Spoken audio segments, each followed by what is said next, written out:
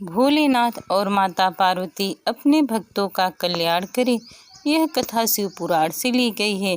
इस कथा में आज हम जानेंगे कि शिवलिंग की स्थापना क्यों करनी चाहिए और उसके लक्षण क्या है। तो आइए हम सब मिलकर कथा सुनते हैं।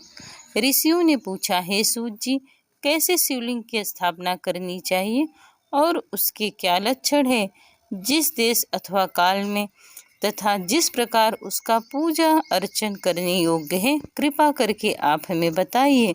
श्री सूत जी बोले, हे ऋषियों, गंगा इत्यादि पवित्र नदियों के तट पर जैसे इच्छा हो वैसे शिवलिंग प्रतिष्ठित करें, किंतु पूजन नित्य होता रहे।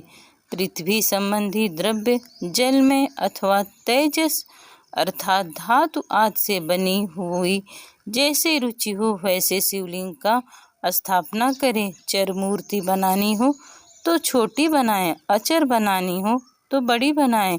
शिव जी के लक्षणों से संयुक्त सिंहासन पर मूर्ति को पधारे। मिट्टी, पत्थर और लोहा आदि के सांचे से इन्हीं धातुओं को 12 अंगुल का लिंग उत्तम होता है। यदि इससे कम होगा तो कम फल देगा, अधिक अंगुल होने का कुछ भी दोष नहीं है। शिवलिंग या बेर मूर्ति दोनों ही की पूजा शिव पद को देने वाली है। यदि कोई नियम पूर्वक शिव जी का दर्शन करता है तो उसे भी शिवलोक की प्राप्ति होती है।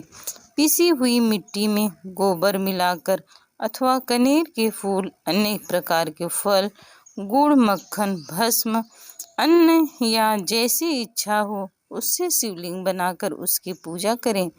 कोई अंगूठे में ही शिवलिंग की पूजा कर लेते हैं। इसी स्थान पर उनके दोष का कोई भेद नहीं, जहाँ चाहे लिंग पूजन कर सकते हैं, इसका कुछ निषेध नहीं है। शिव जी सर्वत्र फलदायक हैं। जो श्रद्धा पूर्वक भक्ति से शिवलिंग का दान या लिंग मूल्य देता है उसे महान फल की प्राप्ति होती है। जो नित्य 10,000 प्रणव का जप करता है अथवा संध्या के समय दोनों समय जो 1,000 बार जप करे तो उसे शिवपद की प्राप्ति होती है। ब्राह्मणों को पंचाक्षर शिवाय नमः के जप में प्रणव लगाना चाहिए तथा फल प्राप्ति के लिए गुरु से दीक्षा पूर्वक मंत्र लेने योग्य होना चाहिए। गुरु ज्ञानी होना चाहिए और उसमें भी ब्राह्मण होना योग्य है।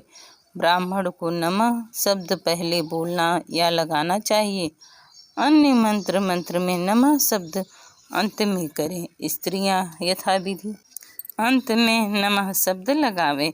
ब्राह्मण की स्त्री नमः पहले लगावे। जो इस प्रकार 5 करोड़ मंत्र जपे सदा शिव के समान हो जाता है। 1, 2, 3, 4 करोड़ जपे तो ब्रह्मादिक पद को प्राप्त होता है। यदि इस प्रकार जप और पूजा का क्रम चलता रहे तो नित्य 1-2 ब्राह्मण को भोजन करावें। यदि कोई ब्राह्मण नित्य प्राय 1008 गायत्री का जप करे तो नित्य वेद मंत्र सूक्त को जपे तो वह शिव पद को प्राप्त हो जाता है।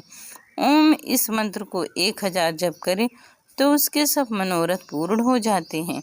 विद्वान को चाहिए कि वह आमरण शिव क्षेत्र में निवास करे। जहाँ कहीं मनुष्यों द्वारा लिंग पथराया होता है वह 100 हाथ तक पुण्य क्षेत्र होता है। वहाँ जो भी पुण्य कर्म किया जाता है उसका 100 गुना फल मिलता है।